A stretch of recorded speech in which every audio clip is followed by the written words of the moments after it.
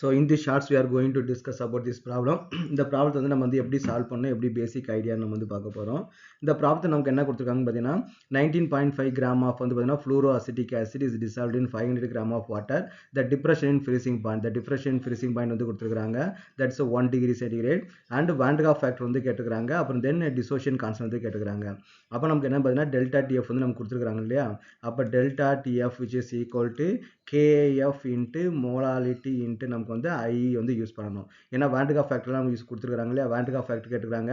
Association and டிசோசியேஷன்ற வார்த்தை வந்தாலே அங்க வந்து I வந்து நமக்கு வந்து இன்க்ளூட் பண்ணணும்.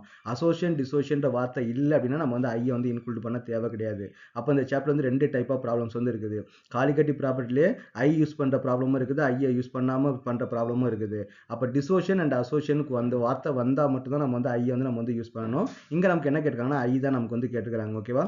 அப்போ டெல்டா TF KF வந்து இந்த क्वेश्चनல கொடுக்கல, பட் ஆனா கொடுத்தா தான் சால்வ் பண்ண முடியும்.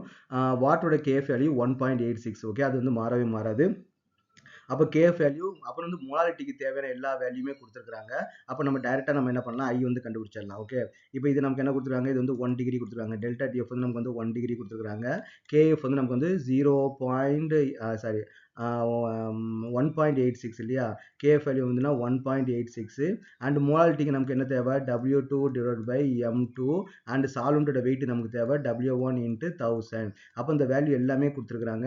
அப்போ நம்ம இதுல நம்ம என்ன பண்ணலாம், I வந்து கண்டுபிடிச்சிடலாம். I கண்டுபிடிச்சதுக்கு அப்புறம் நம்ம என்ன பண்ணோம், ஆல்பா வந்து கண்டுபிடிக்கணும். இப்போ டிசோசியேஷன் கான்ஸ்டன்ட்டுக்கும் ஆல்பாவுக்கு நமக்கு என்ன ரிலேஷன்ஷிப் பார்த்தீங்கன்னா I is equal to 1 plus alpha. டிசோசியனுக்கு அசோசியனுக்கு நமக்கு என்ன வரும், 1 minus alpha by 2. அப்போ நமக்கு இங்க I கண்டுபிடிச்சோம் பார்த்தீங்கன்னா நமக்கு வந்து ஆல்பா வந்து நம்ம கண்டுபிடிச்சிடலாம். நெக்ஸ்ட் நம்ம என்ன பண்ணலாம்னா KAக்கு நமக்கு என்ன formula, C alpha square divided by 1 minus alpha.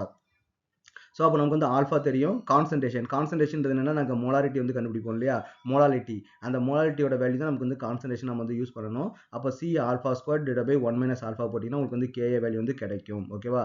இது வந்து வீக் ஆசிட்ன்றதுனால நீங்கள் இந்த 1 minus alpha நீங்கள் நெக்லெக்ட் பண்ணாலும் பண்ணலாம், இல்லை 1 minus alpha வச்சு பண்ணாலும் நம்ம பண்ணலாம். ஸோ இந்த மெத்தடை நீங்கள் வந்து ஃபாலோ பண்ணீங்கன்னா you will get that answer.